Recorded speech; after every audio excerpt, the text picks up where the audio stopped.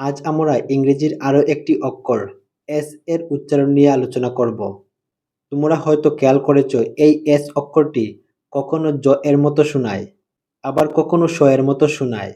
কেন এমন হয় আর কখন কোন উচ্চারণ করতে হবে, চলো আজ আমরা এই গুরুত্বপূর্ণ বিষয়টি শিখে ফেলি।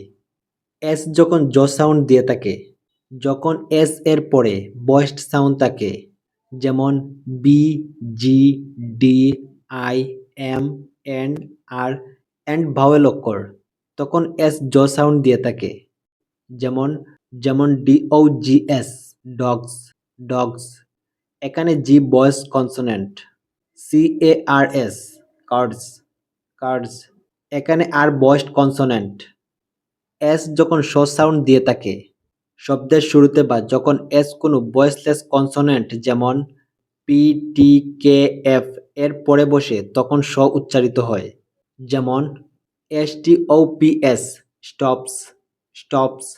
এখানে পি এর পর এস শ হিসাবে উচ্চারিত হয়েছে। LOOKS, looks, looks. যখন এস এর পরে ভয়েসড সাউন্ড থাকে, যেমন B, G, D, I, M, N, R and vowel অক্ষর, তখন এস জ সাউন্ড দিয়ে থাকে। শব্দের শুরুতে বা যখন এস কোনো ভয়েসলেস কনসোনেন্ট যেমন পি, টি, কে, এফ এর পরে বসে তখন শ উচ্চারিত হয়। আশা করি ভিডিওটি আপনাদের এস অক্ষরটি উচ্চারণ বুঝতে সাহায্য করেছে। নিয়মিত অনুশীলন করলে আপনিও সঠিকভাবে উচ্চারণ করতে পারবেন। যদি কোনো প্রশ্ন থেকে থাকে অবশ্যই কমেন্ট করে জানাবেন। নেক্সট ভিডিওতে আবারও দেখা হচ্ছে। Thank you.